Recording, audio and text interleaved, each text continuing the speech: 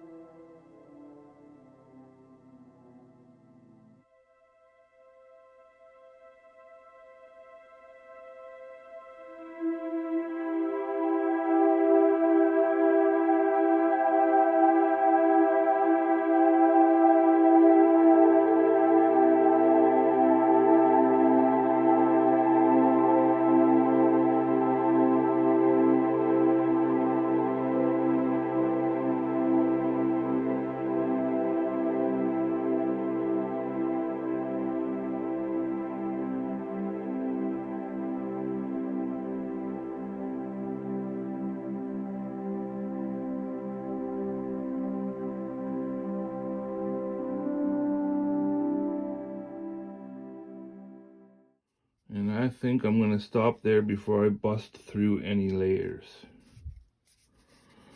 Because remember, this thing is hollow down there with a plastic tube inside. So I'm going to stop there before I punch through something. But that's Fiona. It's Fiona the flower vase. Welcome. How to do it, folks. So what I'm going to do here is I got my test board here. You can see I was testing if the branding iron was hot enough. So M for Minwax, finishing wax, and then C for circa 1850 antique paste varnish. Now I read this one and it said not for unsealed wood, like bare wood, but it has to be perfect and it has to be the right choice for Fiona. All right, So I'm going to test it. I'll put them on there and we will see what happens. And then from there, we will apply it to Fiona and finish it. Be back soon. And I'm back again, folks. It's the next day. And it basically dried the way it looked yesterday. There's a slight smell to the antique paste varnish. But for this, I've decided I'm going to go with the wax, just because I want it to have a very, very natural feel to it. I'm going to burn and sign the bottom, and I'm going to fix her nose a little bit because there's something that's bugging me, and then we will apply. I will be back.